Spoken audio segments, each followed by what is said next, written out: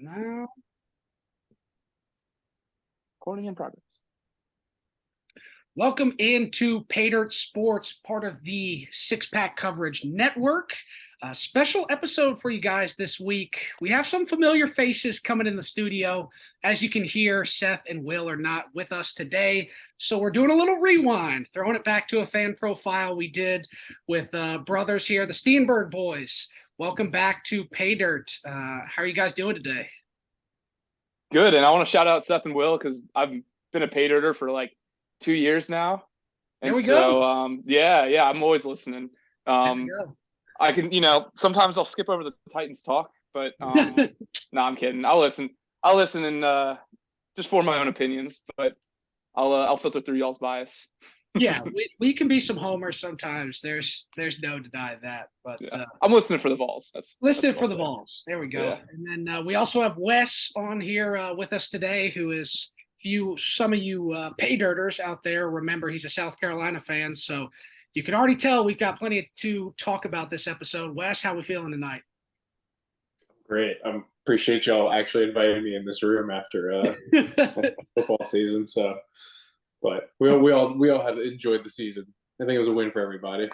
It was, yeah. I think that's a good way to put it. I think both teams ended on a pretty good note. I mean, taking care of business against Clemson was nice. So, and obviously South Carolina has some good upward trajectory going. I mean, I hate to get right into it, but let's throw the cards on the table here. How many touchdowns did Spencer Rattler have? 6? Was it 5 or 6? I think it was 6. It was fun. It was one of those games where you couldn't miss a thing. There's nothing that went wrong in that game for us, at least. It reminded me of the Georgia beating we had back in 2013. It was like number 4 versus number 7, and we beat them 35-7. Just absolutely wax them out of the house. Those games come once every 8 or 9 years, and you just enjoy them when you get them. Yeah, certainly not what I was expecting. I was thinking, all right, we take care of business against South Carolina. We go take care of business against Vanderbilt. Things are going to play out right. We're going to make the playoffs, yada, yada, yada. Lo and behold, our starting QB gets injured for the season, and we lose the game in a horrendous fashion. So quite the slap in the face. Vincent, you agree with me here? I'm thinking that's kind of how it played out for you, too. Yeah, so unfortunately, I had the pleasure of sitting next to Wes when it kind of started to all fall apart. We were at our cousin's wedding, watching on a stupid little iPhone, and I could see it kind of starting to appear that way. And it's when Sandstorm starts playing like the 20th time. So about like halfway through the second quarter, when I could see our defense just giving everything to them. Honestly, they were making plays. Really. But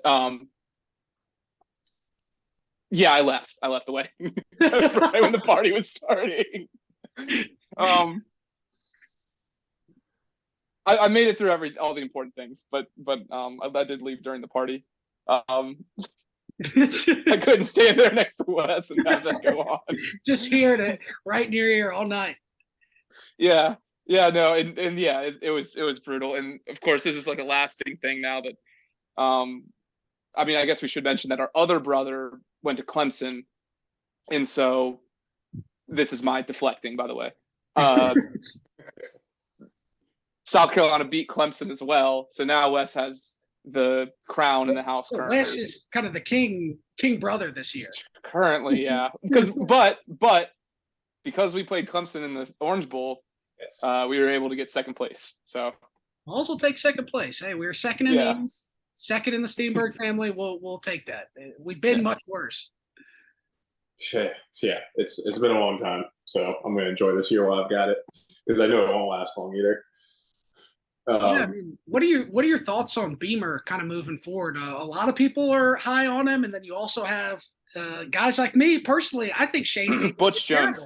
Yeah, I think he's Butch Jones 2.0. So, what are your thoughts on Shane Beamer? My question with the Butch Jones comments is, why is Beamer getting Butch Jones comments, but Bubble isn't?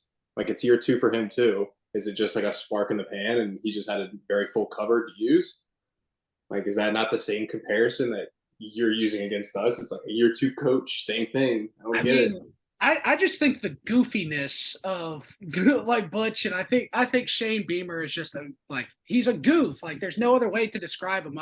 Heupel's a guy who won a national championship. The fans are behind him. He commands the team, and certainly you can make some arguments. And I don't watch Shane Beamer as close as I do Josh Heupel, so I could be a little biased here. But I just on the sideline, Shane Beamer going crazy, and he just some of his mannerisms also kind of remind me of Butch Jones, so that could be it a little bit as well. There's a goof in the upstate of South Carolina who's got 2 national titles to his name. He's pretty goofy himself too. But I think Beamer's a little like aware of his goofiness. Like he knows he's being a bit quirky, and he's kind of just like rolls with it and plays off it. I think he's just being a little sarcastic a lot of times too. I think he's just kind of joking around. It's funny to hear that outside perspective though, because I don't see him as goofy. Like I see Dabo Sweeney as definitively he is, and like Beamer actually isn't to me, but it's interesting to get that outside perspective. No, I'm kind of with you there with Dabo being a little goofy too, because I remember, and also the thing about how he was so fired up about paying players and NIL deals, and he said he would never coach the game of football if you were able to do that, and here he is coaching right along, still at Clemson, not owning up to that statement. So I think he's also kind of got some just stupid things about him. I'm totally. Hey, next year we're gonna have to bring on Parker to defend himself here. I mean, he's got the recent national titles he can carry to his Yeah, I mean, two national championships. That you could whip that out real quick, and that's beats us. Yeah, unfortunately, he's a Duke basketball fan too, which doesn't help. But that's the best. I'm okay with that. But yeah, it's I mean, yeah, I guess the Butch Jones comparisons are definitely partially lashed back over the loss. I'll say just like we have to say something to you, so we're gonna throw this one. I think Tennessee fans at this point are well aware we are the most hated fans. But I think that's like our role to play. I mean, there's got to be a villain in every story. I'm just the funniest part of the loss, I mean, honestly, it kind of cured like some of the pain, was like reading, going on Reddit after the loss and looking at like TCU fans come back after, because they had almost lost, and Tennessee fans went all over the internet, me included, and said how bad they were. And then TCU got the clap back, and they look at them, they went to the national title, and well, different story, but but they got there. Absolutely killed. But that Max Duggan kid, I think he's got some spunk to him, man. I like that guy. He's like him enough to draft him? As a Titans fan, no. I have a couple of ideas at quarterback. A couple of scenarios that could play out for the Titans. I'll have to reveal my secrets when we get to the NFL. Okay. I hope Will Levis is not high on that conversation topic. No, I think Will Levis is. I mean, here on Pay Dirt, we've talked about it before. He is the Carson Wentz of college football. There's no better comparison. He's a guy that is going to go out there in the first and second quarter. Yeah, he'll make some good throws. He'll look good. Yeah. Then third and fourth quarter, you're guaranteed a pick six. You're guaranteed some bad throws. There's going to be a fumble. Just guy never puts it together. Yeah, he has some intangibles. He can run the ball tough, but is Carson Wentz 2.0 in my book. I just can't, like, if I'm a scout and I'm at, I guess, like, there's so much more to a one game or the eyeball test of a fan, but like to be watching that Tennessee Kentucky game and to watch Hendon Hooker and then watch. I mean, it's we destroyed them in every aspect of the game. And a lot of people are out there saying, well, Will Levis, his offensive line was down this year and they didn't have a good receiver. He lost Wan'Dale Robinson and all this stuff. Right. But I think the great quarterbacks overcome a lot of that stuff. And yeah, you look at, I mean, his worst, Hendon Hooker's probably one of his worst games, like playing against South Carolina. I mean, obviously he got hurt for part of it, but like, we slowed him down. We did. It slowed him. It felt like he was being slowed down. It wasn't that like he was not a good quarterback. You never could look at that game and be like, oh, he's not a good quarterback. he was just missing a handful of throws, but he wasn't making like boneheaded mistakes, Yeah. and that's very important in the NFL, not to be able to do that. You have to be comfortable out there. I mean, you can't be a guy like Yeah, Malik. that was my favorite part about I mean, it's kind of night and day, and Joe Milton kind of when we get to that, but like Hendon Hooker, like more so than anything, he's just comfortable. Like he was like I never felt worried when he was dropping back. It was always like, cool, he'll do what he needs to do to get like a first down. Like he'll do as much as he can in his power, and like he's gonna make the right read like pretty much all the time. He might miss by a couple feet on a throw, but like he's making the read. Like he's always going to be on it. He doesn't make those boneheaded mistakes. How many picks did he have the last 2 seasons? Like less than 10. So that was, it's pretty crazy. And speaking of Joe Milton, I want to talk a little bit about SEC quarterbacks coming into next year, looking a little bit of the future talk here. Obviously, Spencer Rattler, a lot of people are talking him up even more with how he finished the season. Joe Milton getting talked up a bunch with how he finished the season. So, boys, how do we think our 2 different quarterbacks are going to play out here? Spencer's got, he finally figured. So, rumor has it is the tail end of last year, we pulled the playbook from our offensive coordinator. And the first game that we did that for was the Tennessee game. It was like all of a sudden the reins off of Rattler, and suddenly he was great again. And so there's high hopes for that to continue because he played good against the Notre Dame game. We just couldn't quite keep it together towards the end. It's good to see Rattler play up to his potential again. And I think it was a really, really wise decision. And the NIL deal helped that he didn't feel like he had to go pro to make money. Like he was able to make money staying in college. And he's got Juice Wells is back, our top wide out. And then we just got a very, very nice top 3 commit who should produce a tight end spot, and Nicholas Harbor out of Maryland, who is a number 1, 2, or 3 recruit, depending on where you were looking. Yeah. So the offense should be cooking. We're excited.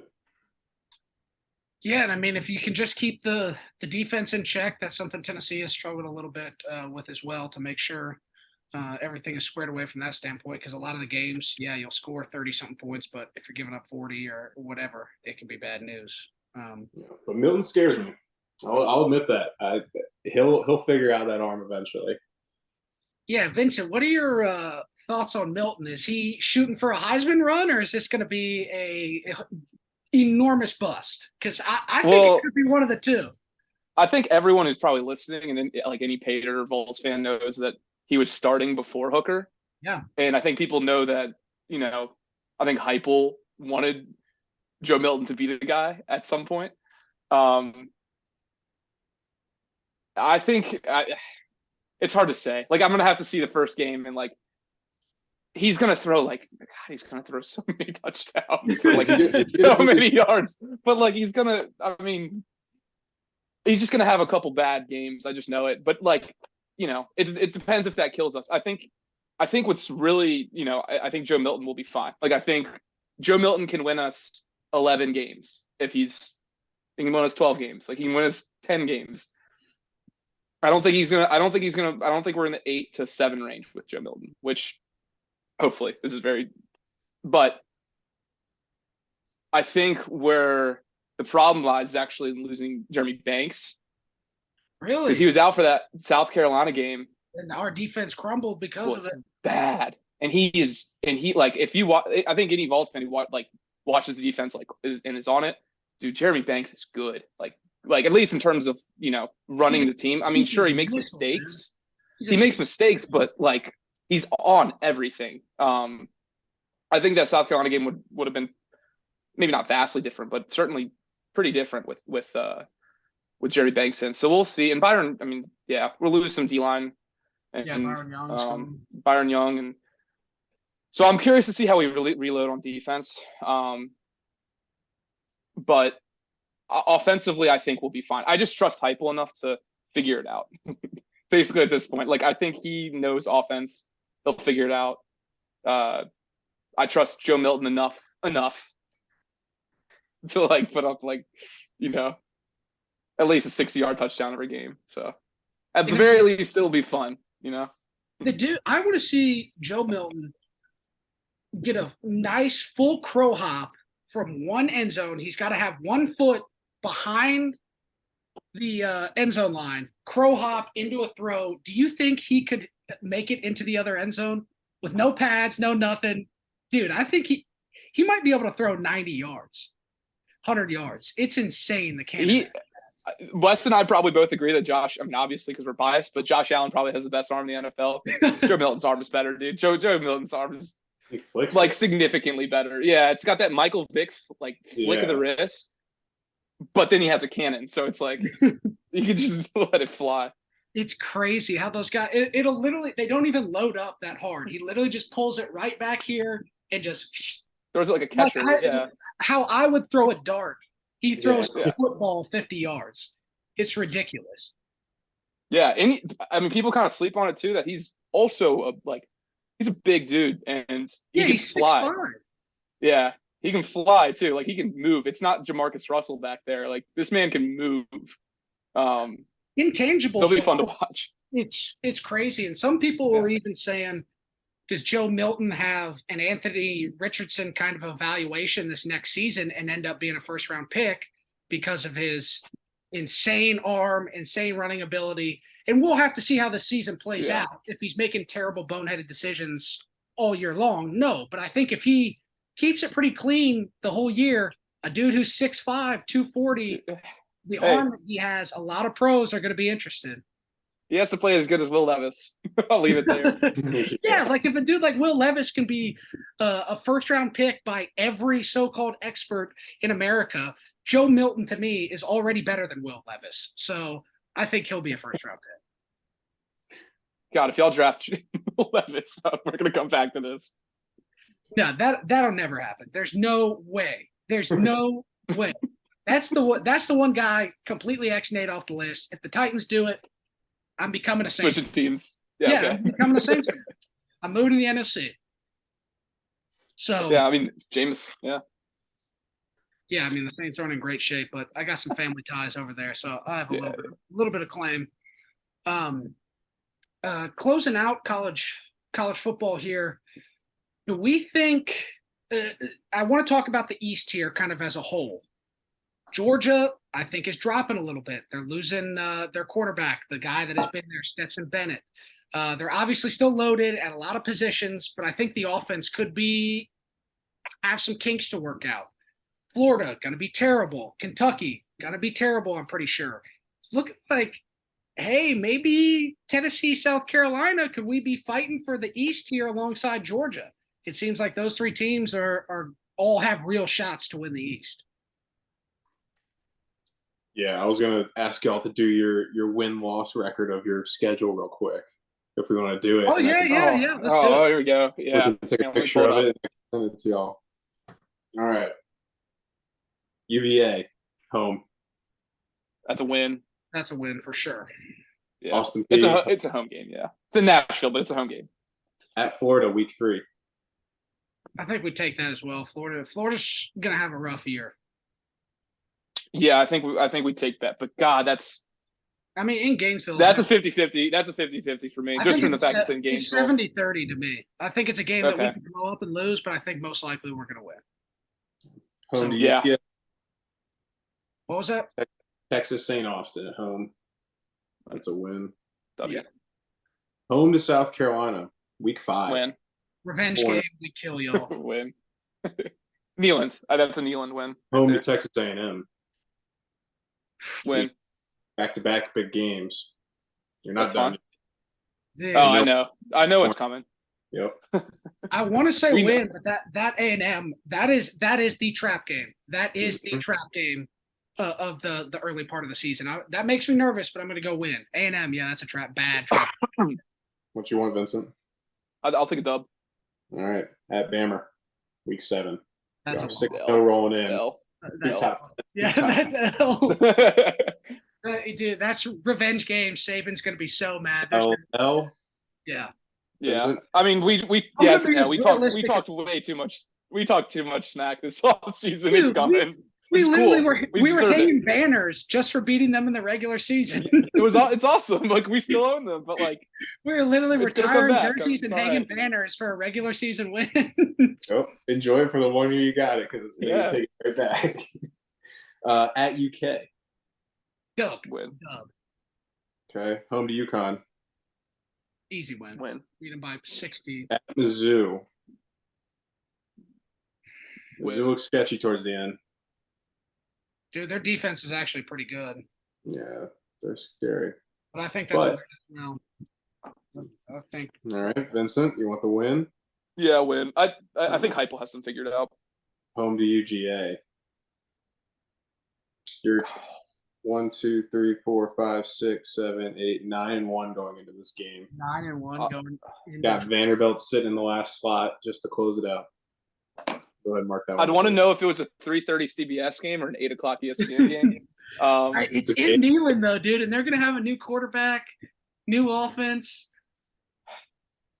Actually, I'm gonna take the dub. I'm gonna go dub. Yeah, I'm gonna go dub. It's gonna be an Alabama game-esque type Yeah. thing. It's Yeah, gonna be. I think down dub. to the field goal. Y'all gonna mirror schedules? Yeah, I don't think so. I don't think the thing is the reason I'll take the W against Georgia is more so I don't think like watching the Georgia Tennessee game, I don't like last year. I don't think we got out coached. I think with the crowd and we got out talented, Y'all, that game was ugly. Y'all blew but we that didn't get out coached. I don't think we A lot got of out coached though. penalties. Like I never saw Hypel. Heupel schemed some guys open and we just missed a We couple missed. Yeah, shots. Hooker missed. I think it was 2 or 3 touchdowns. Bombs, yeah, It was pretty much. an ugly game. It was a bad game for y'all. Yeah. But all right, you got it. We'll check back up on this next year and see Yeah, how so close that's they another- were. 11-1. Yeah, 11-1, no trap games, nothing. You guys are feeling swaggy. I think I Yeah, think long that's going to season. happen. I think we could lose to Mizzou and A&M. Those are the 2 other games that scare me. And obviously Georgia, we could certainly lose that game. So let me chalk that in there as a. So honestly, yeah, worst case scenario we go 8-4. Best case scenario, I think 11-1. Yeah, Yeah, that I'd is agree with nice. that. 4 is 8-4. It's a good 4.5. And it depends on Milton too. I mean, there's definitely some unknowns, obviously, and Yeah. who knows if he even stays Injuries healthy happen. this season. Yeah, injuries happen. Good teams play through that though. I mean, y'all Yeah. beat True. Clemson. I mean, we do have a good backup. We should have a good backup at least. Yeah. I should Yeah, say. well, we should have. Nico, Who I think could be the starter. the next Tua Tagovailoa, hmm which would be Yeah. pretty awesome. I mean, Vincent, have you gotten a chance to kind of watch Nico and see that talent? Yeah, see he's the good. ball He's he's good. got? I've no like he's. You know, I'd you be watch those very- like prospects all the He time, and does. you're like hype them up, and like Guarantano gets all this hype. It's like early on in high school and stuff. Too. When you watch Nico play, you can kind of tell there's like a little bit of a difference. And I'd be very surprised if he does not like have a lot of success at Tennessee. Yeah. Cali, Yeah. bro. He reminds me of Trevor Lawrence a little bit, honestly, in a weird way. He does have his That buggy whip arm. Yeah. Yeah. No, I know exactly what you mean. The way he just kind of like Yeah. whips the hell out of his arm when he throws it, Mhm. and especially a lot of on the move throws, which is pretty impressive. So, Yeah. So- He'll be good. I'm not worried about him. but I want to save some time here for some college basketball talk. We have to move into this because obviously the brutal loss that Tennessee faced in football, we're able to get back, and I mean, in combined scores, did we beat South 83. Carolina? 83. Yeah, I was about to say it had to be over 80. 83. I have the number ready. It's 83. It just doesn't do anything to me. Congratulations. I'm very, very proud of y'all. Congratulations. We do have a very good basketball recruit, but this is not the conversation that you should be trying to dig at me with. But we can talk about Tennessee because I think y'all actually have a frustratingly strong team without a frigging score. That's the one thing that's killing us. We don't, and you'll see flashes of Vescovi, you'll see flashes of Ziegler having that scoring ability, but it's never like that dude from Alabama, Brandon Miller, who's caused such an insane controversy. We won't even get too far into that, but that dude can go out there and put up 20 every night, guaranteed. See, like he goes out and scores. And Tennessee, just no matter how many 5-star recruits, Julian Phillips, Jaden Springer, Keon Johnson, Kennedy Chandler, all these guys, they never are quite that superstar level of a 5-star that we've been looking for in a score. Dude, Kennedy Chandler, if he had stayed one more year, that would have been, I think, he would have score. He had the score mentality. He had the that's the problem. Is they always come in and then Barnes just gives them a little bit of like I feel like he makes them hesitant in a way.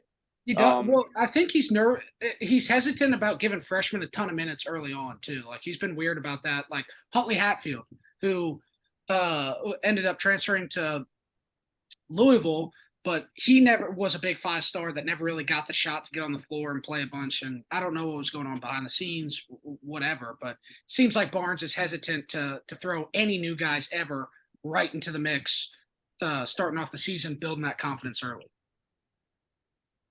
Yeah, and it almost changed with Phillips, but for whatever reason, he kind of just fell back a little bit. Yeah, and he got hurt. Yeah, injuries have definitely not helped, but hopefully Josiah Jordan-James, Julian Phillips, they get healthy and we can right this ship again. Because, I mean, that game against Kentucky where we had 19 points in the first half, right? 19 points and a half. I mean, dude, you could go down to the street to the middle school basketball game and they'll be putting up more than 19 points and a half. Like, what the hell? And I also think Kentucky is a lot better than people have let on. Obviously, they're ranked now. They're back in the top 25. They're ahead of Tennessee in the conference rankings right now. They do have one more conference win. They're 20-9. Everybody's been talking crap about Coach Cal and the Wildcats all year long, and they're going to come back to bite everybody in the ass. They always, I mean, it's a formula for them at this point because they were such ahead on the model of the freshmen. They're always going to be horrible to start the year. Everyone should know that. And they're always going to be really good to end the year because it is a bunch of just a ragtag team of 5-stars every year. It's going to continue to happen. They're just going to get good towards the end of the year,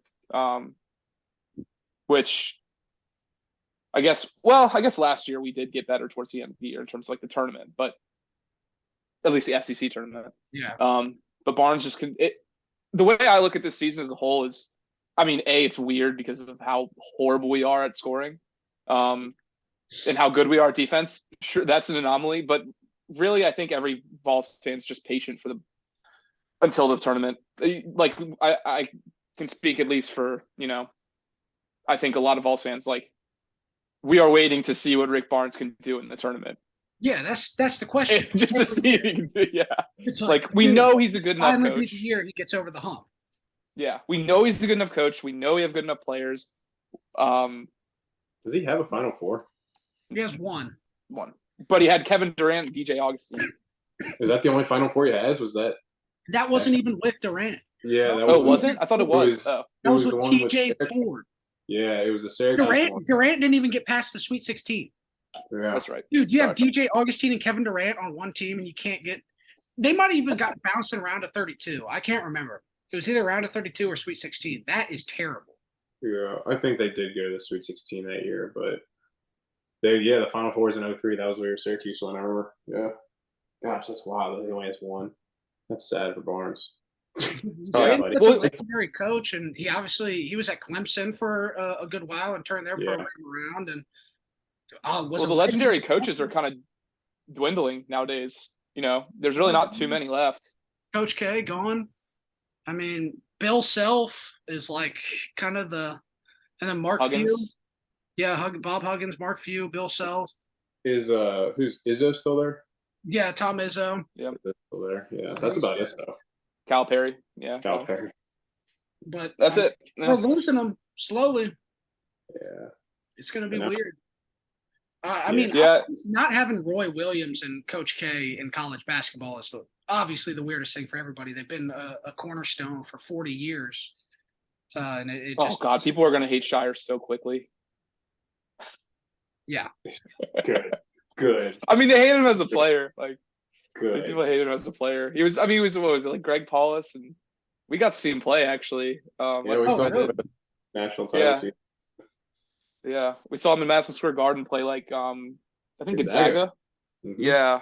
And it was like Greg Paulus, John Shire, Singler. Dawkins was on the team, and then Zubek Zubac. and Nolan Smith, Nolan Smith was on that team. Kyle Yeah. Singler. Yeah, it was probably one of the most Kyle hateable Singler. teams ever to Yeah. Yeah, some all NBA team players Yeah. right there, you know. Kyle Singler had a couple of good years on what, like the Pistons and the Bucks, right? Yeah. He had a couple of good years in there. So Nolan Smith is on the Trailblazers, I think. yeah, that's Um sounds right. Paulus went to Syracuse to play football afterwards. He was Syracuse's football. He was a quarterback. He was their quarterback for like 3 or 4 years. Yeah, Really? he was Gatorade Player of the Year in both football and basketball out of New York, which is Golly. insanely hard. Yeah, I there's don't know why I remember this. This is such a random fun fact person to talk about. Rick Barnes has 7 seasons with the Vols and has 1 Sweet 16. Yeah, that was with Admiral and Grant, right? Yeah. Yeah. Is this seat hot? I honestly don't think. I think it's just kind of one of those things that he's near the end of his career, and Tennessee is not usually a very successful basketball team. I mean, he won an SEC championship last year, and that was the first time Yeah. since we had Bernard King and Ernie Grunfeld, literally since the 70s. So I think it's one of those things that he's basically done enough to get himself the next 3 years until he retires, next 2 or 3 years. 'Cause I think he just doesn't have it on the court anymore. I mean, he'll get fired up occasionally and you'll see flashes, but it just seems like he's always very low energy out there. And he's never been the super hothead. But back in the day when he was young at Clemson and Texas, when he was early, he definitely was a lot more active than he is now. Yeah, that's Yeah, and I'm starting to really think like it's not really about our talent at this point. Like I've never I mean, we It have just the isn't. talent every year. it's never been about talent. It's just can Barnes do it? And I know a lot of like Vols fans are also like, you know, some people get on like the fire train, but like I think that's a little overblown. Like I don't think we need to make any. I was just checking with y'all. Yeah. He's not like. It's worth I think asking. we're at the point where we're in his later half of his career. We're gonna have him while we have him, and then make the hire or the jump, hopefully, when he's ready to retire or when he's close to giving it up. You know, that's what I can't speak for all Vols fans because I know some people really want him fired, which is just for me. That's just that's too much. Yeah, I get the expectations thing, but we have a team to watch year in and year out be like top 15 no matter what, which is pretty much all you can ask for. Because the tournament's a crapshoot normally. I mean, sure, he's getting out coached, but like it's always a crapshoot. Like the tournament just is a crapshoot. Like I think the football, once they add more teams, like it's just going to become more of a crapshoot too. Like, College football's a little deeper though. It is. The talent makes a bigger difference. Playing, it's a different. because one guy can make a huge difference on the basketball court. Yeah. And Yeah. I mean, you need a special type of quarterback to make that type of difference on you need a Cam Newton type of guy to make that much of a difference for a football team. Yeah. There'll still be that one upset because like when you have like a month to prepare for a team like TCU did for Michigan or something, like yes, you can get that one upset, but you can't do that 2 weeks in a row. Yeah, it's just. I mean, you could tell Georgia was more talented on both sides. Yeah. Like, it just wasn't even, and you just look at the trenches. You see their offensive linemen get blown up every play, and you see their TCU's defensive linemen getting blown up every play on both sides of the ball. So if you lose there, game's over. God, I hate how good Stetson Bennett like was in the last year. Dude, One he of the best really quarterbacks in history of college football. He's Stetson too Bennett. good. he turned it on, and I think he's almost kind of proving some people wrong that he's gonna get drafted. He's gonna get drafted. My gosh. He will get drafted. Oh, He will get. yeah, I guarantee. he will. He's going to go He will. 5th through 7th, but he will get drafted. No, I don't think anybody was really. He's probably like a smart enough guy to like stick in the league for like 8 years or so. He'll be an AJ McCarron backup. Yeah. But so obviously we're getting excited for the SEC tournament here, getting excited for March Madness. What is your? I wanted to kind of get from both of you. What is your dark horse team outside of Tennessee? And we could throw South Carolina in there if we want to. I don't know if this is going to be. What is that dark horse SEC team that we think could make a run for the tournament title? And I'm thinking it's Mizzou. Missouri, their defense has played crazy good the second half of the season. And they've been playing well. So that's kind of my dark horse of the team. Who are y'all thinking really can be anybody outside of Tennessee, Alabama? We'll call it that. Oh gosh, I haven't watched enough SEC basketball this year. I've been watching Duke mostly, and South Carolina isn't totally worth watching outside of GG Jack, unfortunately. But I like what you were saying earlier about Kentucky, and it sucks probably as a Vols fan to hear that I'm going to say Kentucky here, but Kentucky I just know is so far from being like a scrub team this year. And I knew it when people were beating them up early and they were unranked, and I think South Carolina beat them, and I was like, why is Kentucky unranked? This should have been a bigger win. Everyone's talking about it. This is like a huge win. But Calipari just knows how to get that team together, especially for the SEC tournament. I think he just really takes pride in winning the SEC. That's just his like. Yeah, I think you might be right of the conference. Unfortunately, it's going to be unfortunate, but they're going to. I think you're exactly right. They're going to turn it off for playoff time. I think it's Kentucky, but to be devil's advocate, I'll say it's Auburn, only because I like that. I think it's the live and die by the three ball kind of thing. Like Bruce Pearl's always been that guy that just plays for the chaos.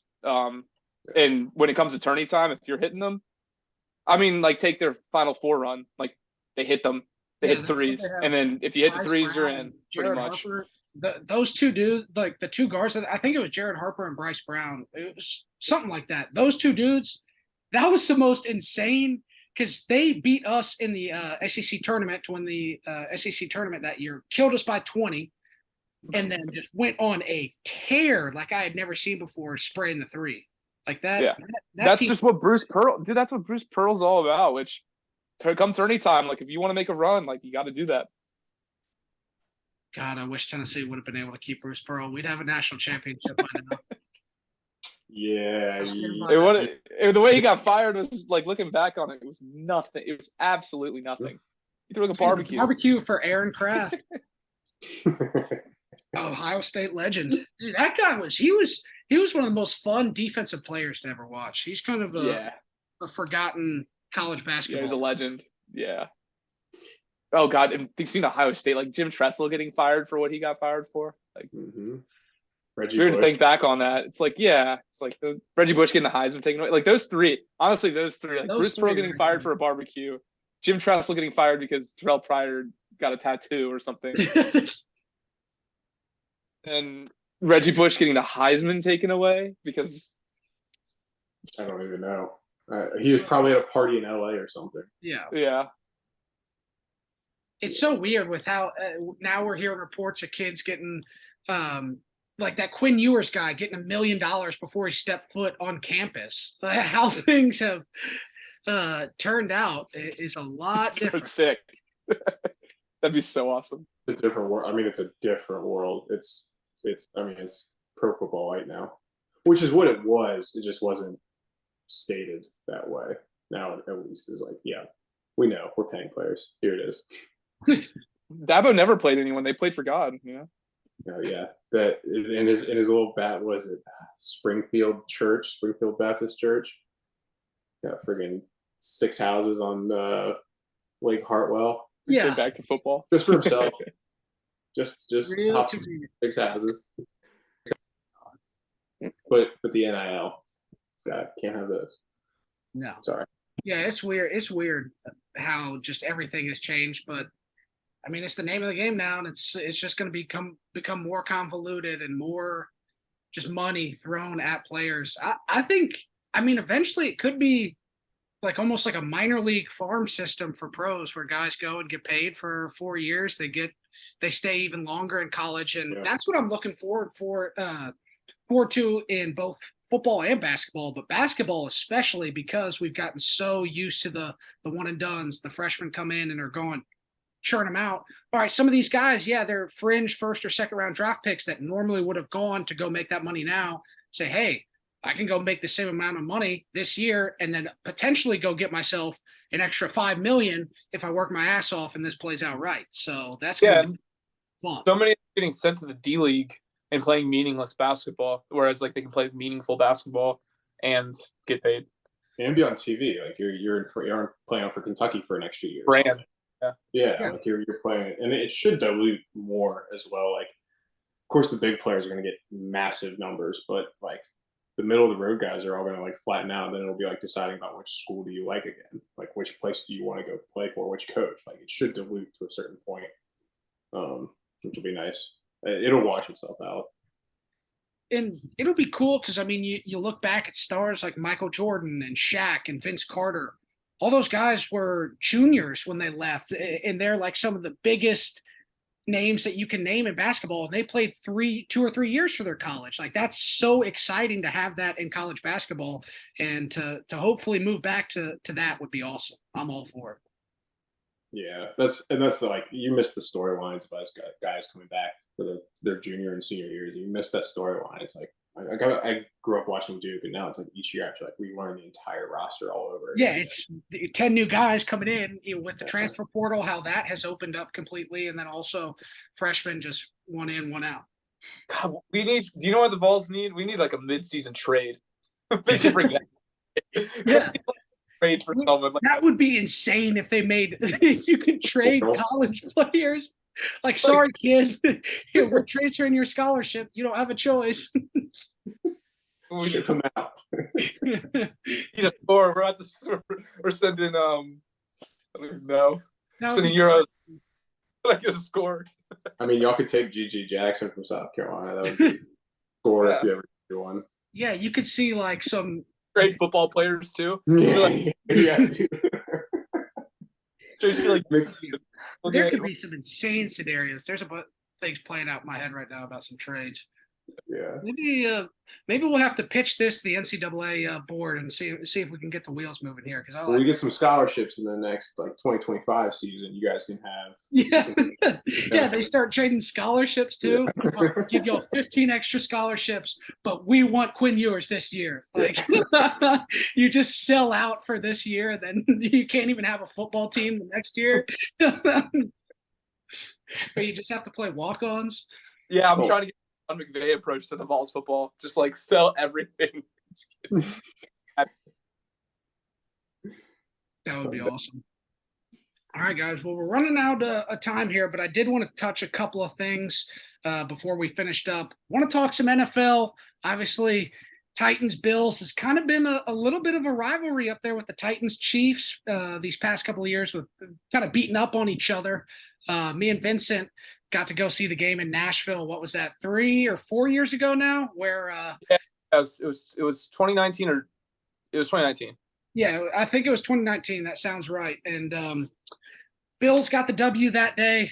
It was unfortunate, and but hey, the Titans, we ran it back for a couple of years, and then this year, obviously, everyone knows how that primetime game played out for the Titans. It was the ugliest game of the year, probably. Just came out flat and got absolutely demolished. We pretty much just gave up at halftime, which sucked. But Vincent, what are you and Wes? What are you guys thinking about moving forward? Coming up short again, having to pay some guys some big money this year. How are things gonna kind of shake up? I mean, this seemed like it was. The window is closing. The window it rarely is opening. It kind of feels like where y'all were last year, where you kind of had to look in the mirror after the playoff loss. Yeah. Difference being is that we have Josh Allen. We know where the quarterback stands. You have a young quarterback but he's locked in. But we're also, we have the money thing. It's going to be interesting. I trust our GM to figure it out in a way, but yeah, it'll be interesting whether we sign Tremaine Edmonds, Poyer. Those are huge player. Hoyer was making it sound like he's gone. He's like, I want a state that won't take half my money. And hey, can you blame the guy? Can you blame him? From Miami. I don't think he knows that. I'm so scared of him going to Miami. As soon as I heard that, all I thought of was like, no, he can't go play for Miami. That would hurt. He can leave. He just can't go to the Dolphins. In division rivals, that kills you when one of your star players goes over there. No, that's never. Especially this player, he would fit in. Like, I feel like he'd actually fit in. Like, he's got that kind of swag at Miami that he would love it down there. His like wife would love it. Like, that would hurt. So I feel me and Wes feel kind of the same way in this, that the biggest overhaul we need to make is one that we're not going to make, which is probably offensive coordinator, and offensive line, which I think we will. We probably will address the offensive line. Because I don't know if we need to change. We don't need to change an offensive coordinator. I think it's a year 2 for first. Yeah, he just needs year 2. Year 1 is real hard on an OC. Yeah, he needs to figure it out. But I don't think any Bills fan, any rational Bills fan, because you have your crazies, but thinks that Josh Allen's the issue. Like, Josh is not the issue. He is not the issue at all. Everybody can see that. The guy's top 3 quarterback. Running for his life and just throwing like insane passes and playing hero ball, which he can do. I mean, he can do it. Like, it's just, the occasional red zone interception, you're like, come on, man. But like, he's playing for his life out there. And I think Wes and I also discussed like our draft picks have not, like, everyone knows our big names, but they really, like, our draft picks have not been great over the years. We had a lot of first round starters, but no first round stars. We drafted Russo and Epinesa and Gabe Davis and Ed Oliver. All those guys are good. They're all pretty good. But when you're going first round and you go, that's like 4 or 5 first round picks and none of them are stars. That's concerning. And none of your second or third round picks are starting to be stars. That hurts a lot. Especially Titans know that feeling all too well. We shipped out the GM John Robinson for screwing up the draft picks like that over and over again. So yeah, and it's not like a bad, like, you look at it and you're like, they're still good getting years in, yeah. But like, Bean was hot to, like, Bean's our GM. Yeah, hot to start. He had Tremaine Edmonds, Trey White, Josh Allen, just superstars coming in. Yeah, just like straight, like stars, like studs, like bringing in guys that just. So we just need to bring in more talent off the draft. Free agency, like we made the splash of free agent for Von Miller. Him getting hurt, huge. The Bills' season was derailed by so many things. The DeMar Hamlin and the Von Miller. Just being Super Bowl favorites is a lot of weight to carry. Like, everyone's talking about every single week. Well, and you're going to get everybody's best too. You got the target on your back. Nobody's going to sit down for you. The Titans, you just flat out beat us. But especially come close to the end of the season, nobody's sleeping on the Bills. You're getting the absolute 100% maximum effort. Yeah. You take that though. It's nice to have that behind us now. Like, the Chiefs have had that for 4 years now. Like, they're used to it. They have a looseness. Like, yeah, we are the best. We just go in there and do it. We came in last year. Oh, we're the best. We better play like the best each time. It's like, no, you don't have to do that. Like, yeah, get up for the playoffs, but like, if you lose a game in the middle of the season, it's okay. Like, the Chiefs lose those games. They lost to us. Like, it happens. It's part of the season. You don't have to sit there and go all out every single game. It seems like the 1 seed isn't. It's really nice, but it might not be the most important thing in a season, as opposed to having, like, A, all your players, but B, having like a good, like, not as being as stressed about the season, the regular season, as I felt like last year was. Like, last year felt just every game was so freaking stressful. But maybe I'm wrong. Maybe it's a win at all costs. I wish we took a loss to the Bengals that night we played them on Monday Night Football. Like, we would have. We were well on our way to. Well on our way to losing. And that would have, I think, helped us in turn in the playoffs. just kind of getting kicked in. Like it helps in the long run.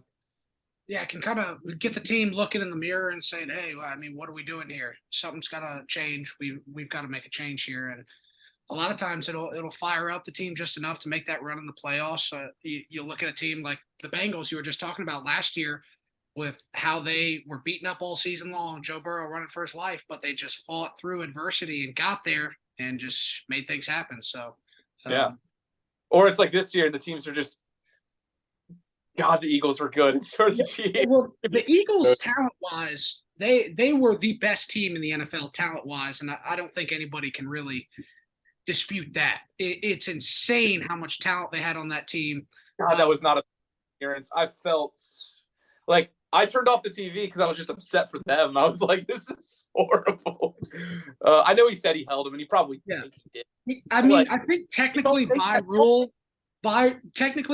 it is a penalty, but that should not have been called. That's a play on. Let the boys play. Let it. I mean, it's football. Yeah. There's going to be some contact. Yeah, that ends the game. You can't have the ref in the game like that. I'm like, yeah. I mean, obviously that Rams Saints game, we saw the refs in the NFC Championship a few years ago. I mean, nothing infuriates a fan base more than seeing a game end like that.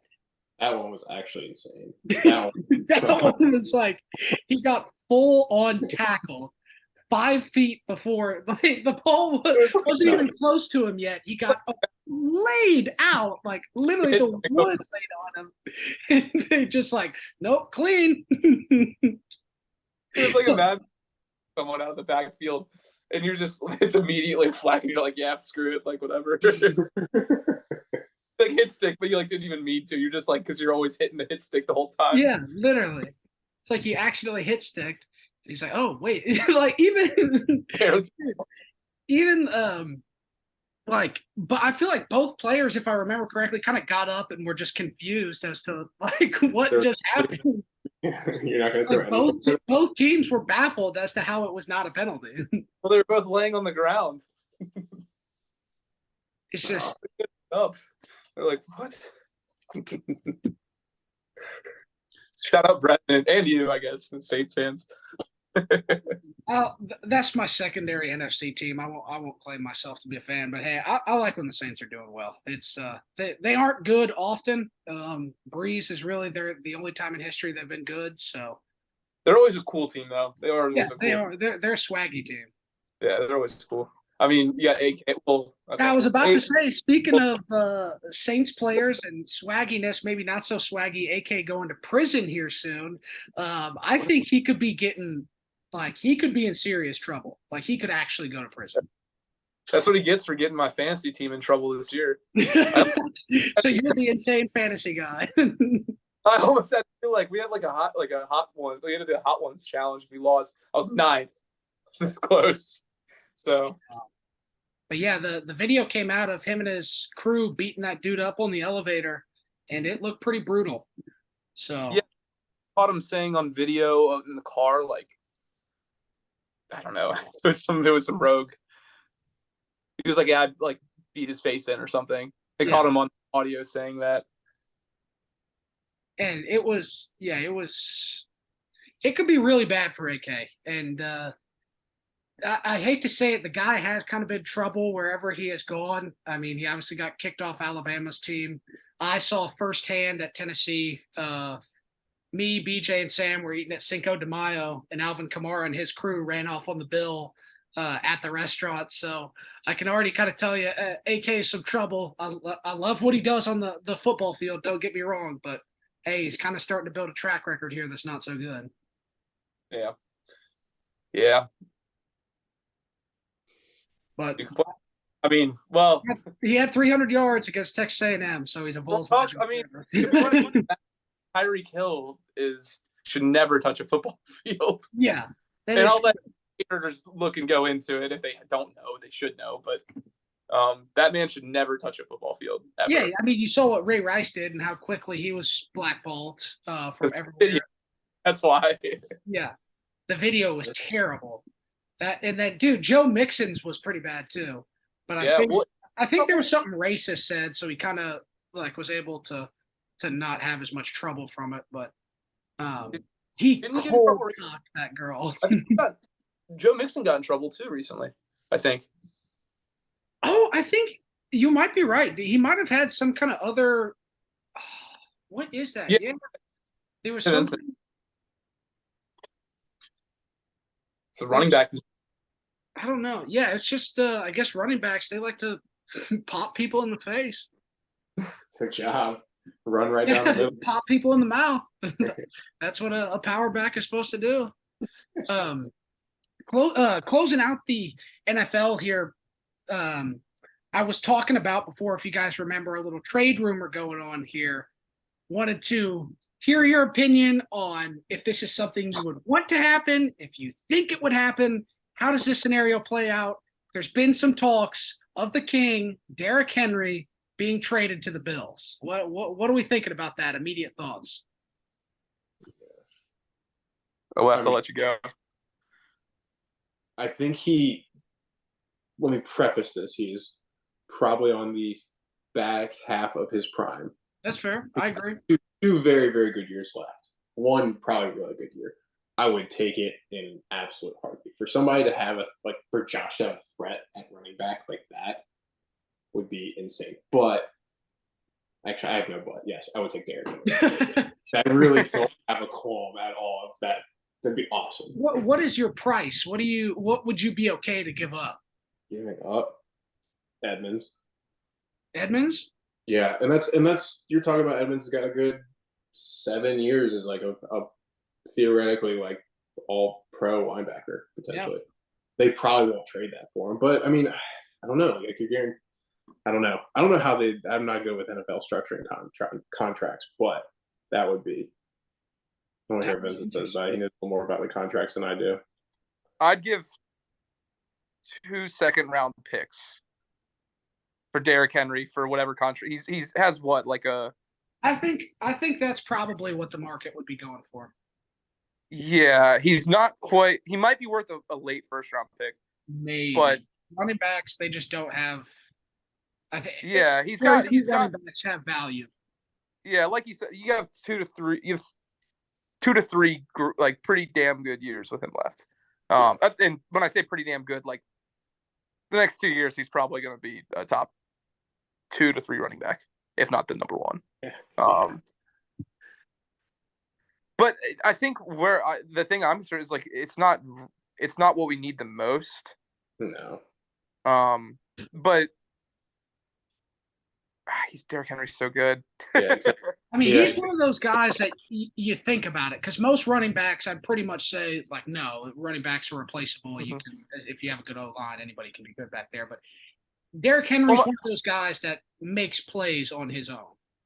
Yeah, I thought Christian McCaffrey with San Francisco. I'm like, cool. Like they added him in, and he absolutely balled out and probably won them like, a fair amount of games. Like 3 or 4 not by games, himself, but like had huge impact. Yeah, like my problem is that I don't know yet if our coach is good at, like, if our offensive coordinator is good enough to really open things up for him. So what would be the point? Like I looked at the offense this season, and the entire offense was basically just, and maybe Derrick Henry would help with this, but the offense was essentially just, let's just see what Josh can do and send Diggs on a Hail Mary, essentially. Pretty much the entire season. Like, it was like in Madden when you just run all, like, what is it, 4 outs? And I forget what the play call is, but yeah, it's just like all streaks, It's like, yeah, the 4 verts on Madden. Yeah, 4 verts. That's what it is. But that's why we added Cole Beasley like back to the team, was that like, because you're not going to run Cole Beasley on a you're going to run him on a vert. No, that dude can barely. I don't think he's catching any balls more than 10 to 15 yards. That man knows like 3 routes, like a dig and a slant. Yeah, like a comeback. That's his route tree. But hey, I mean, he's made his money doing it, so. Yeah, certainly. To leave it on the Derrick Henry thing, I think, 2 second-round picks and I would certainly take Derrick Henry on that. Just because we haven't hit on any picks in recent memory. Might as well. You're getting a guarantee. Especially with how the running backs have been. Singletary, Zach Moss. I mean, just kind of garbage back there. Like, James Cook is good. James Cook is very good. Yes, James Cook is coming. James Cook. I mean, a lot of people were hyping him up this year, and he didn't quite kind of do it. But no, he had the most yards per carry through the first like 12 or 13 weeks, and we still never really let him loose in a way. Do you think that's an offensive coordinator thing, or is that a young player, let's wait on him thing? Where do we think that comes from? I don't know. It's because Khalil Shakir is really good too. He's one of the wideouts, and every time he touched the ball, it was like magic. But he was a rookie, and same with Craig Elam, the defensive back. He played great every time I watched him. But I think it's just they baby rookies a little bit. I wish they didn't throw him in the fire. We got nothing to lose. Play him. I don't know. I mean, I guess we did have something to lose. A lot slightly of conservative, swim too. It's like, all right, if they're going to be good, they're going to be good early on. Let's test them out. Yeah. It's a combination of slightly conservative defensive head coach with an offensive coordinator that doesn't know how to run the ball, essentially. So it's like a combination of that. So like Singletary, but we had the most yards per carry. Like we had the most yards per carry as a team through the first 13 weeks or so. And you and I yelled, "Run the ball." Well, Vincent, and we were like third to last in carries. We just yell at each other to run the ball every week. So if we had Derrick Henry, yes, we would. At least then it gives the offensive coordinator a real reason to run the ball because so it would maybe he wouldn't though. Yeah, and you're right. Derrick Henry really can just create by himself. Like he can make up for a poor offensive line mostly. Yeah. All right, to turn this back on you, Trushel, Will Levis, are you going to be drinking mayo in your coffee? Like, are you? Yeah. So, like I said, I did have a couple of thoughts swirling around the quarterbacks here and what can play out. Obviously, Tennessee in the long run needs a quarterback. Tannehill is probably will be the starter this year. I think there's almost a 70 or 80% chance he's going to be the starter this year. But I think there's no chance he's here the following year. I mean, there's no chance. We know what we have in Tannehill. We know he is not going to elevate us to the next level. And with the window closing, I think you have to go make a move right now. And there's 3 different scenarios that I could see playing out here. The first one, so early on, the talks on this have slowed down a lot. But early on, there was some chatter about the Titans and Bears having some conversations about the first overall pick. We were one of the first teams to actually inquire about that.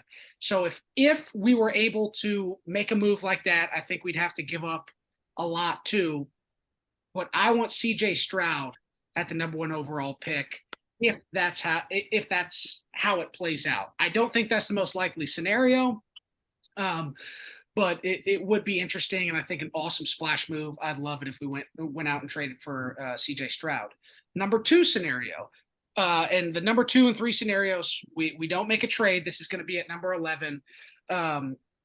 Anthony Richardson has really, really impressed me. He has really, really impressed me. Going through, I've been watching through.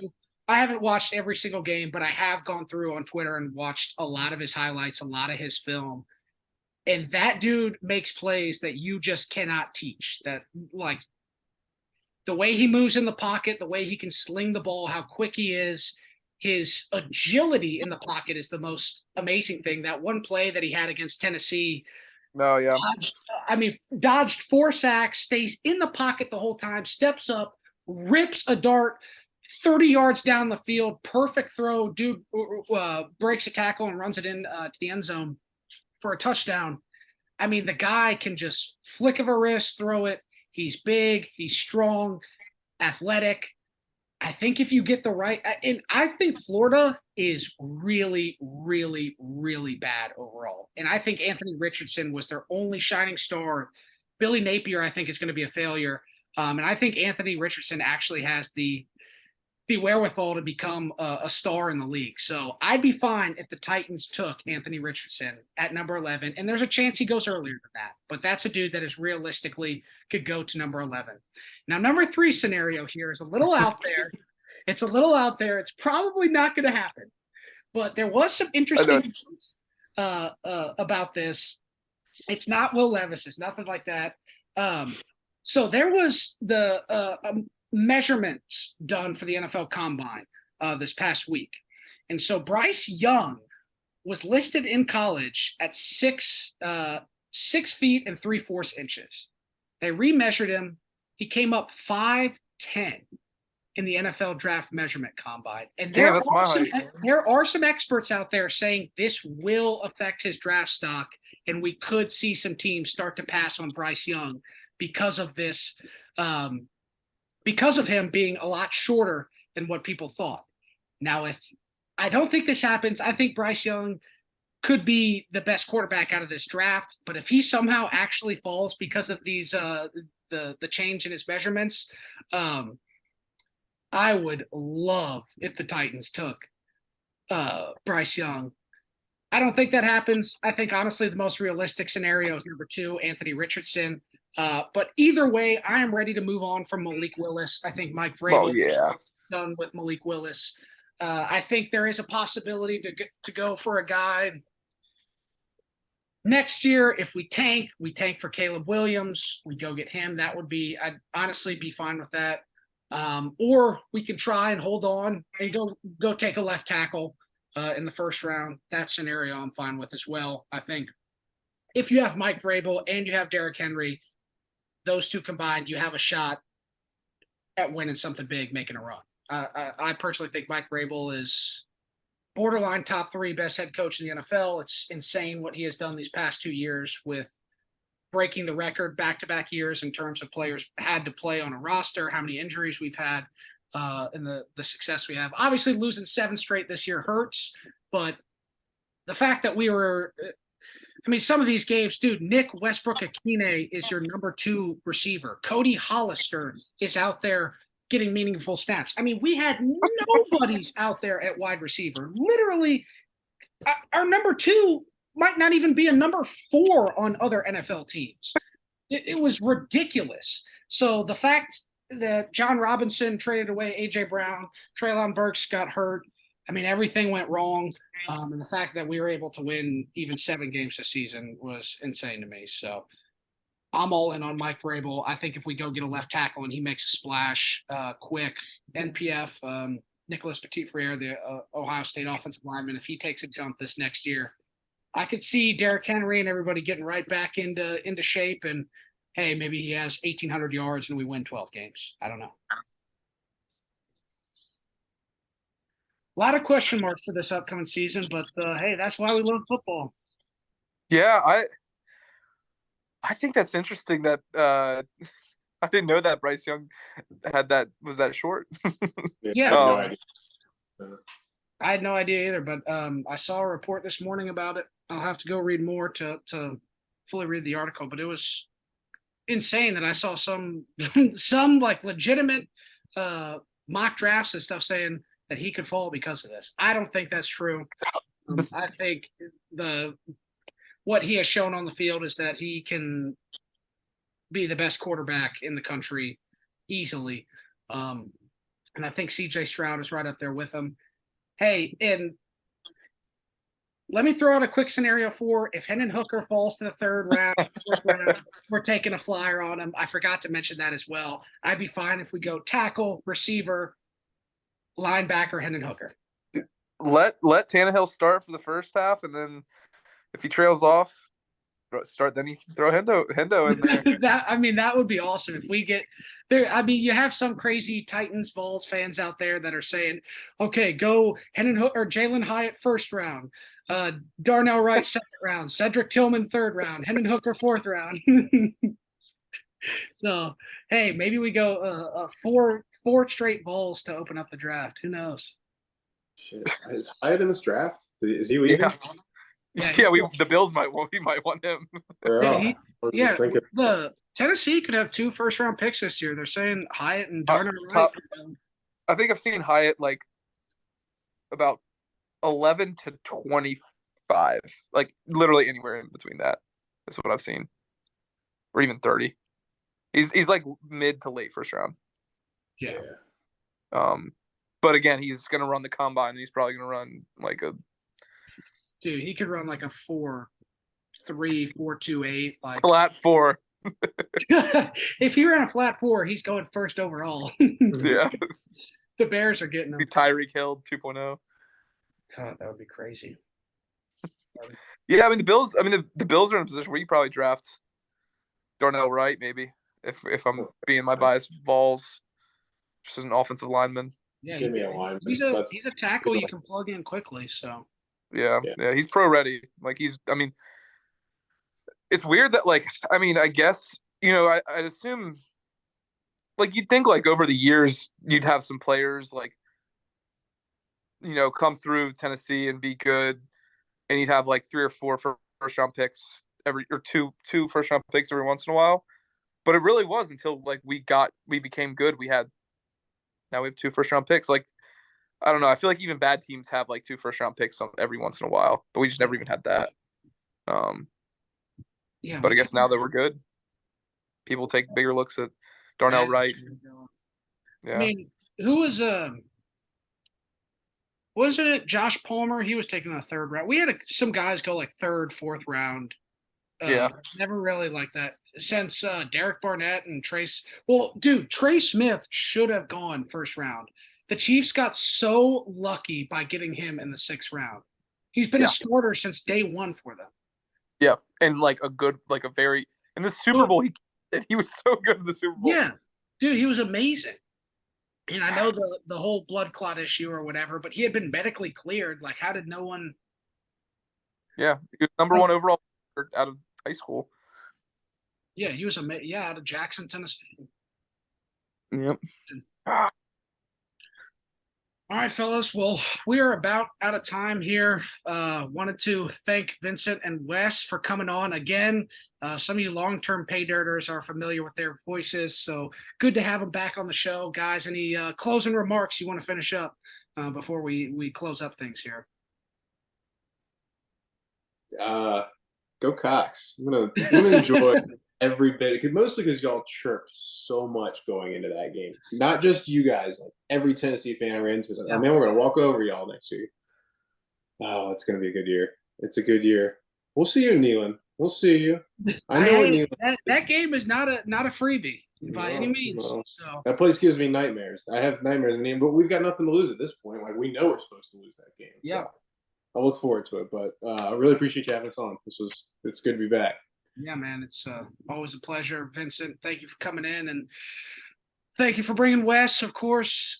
Guys, make sure to check out Six Pack Coverage. Remember, we are part of the Six Pack Coverage Network. You can check them out on Instagram and Twitter. That is at Six Pack Coverage, one word. You can check us out on Instagram at PayDirtSports, and then Twitter is at PayDirt_sports. If you're looking for more info, more podcasts, more stuff, make sure to go check out those social channels. Thanks again, guys, and Pay Dirt out.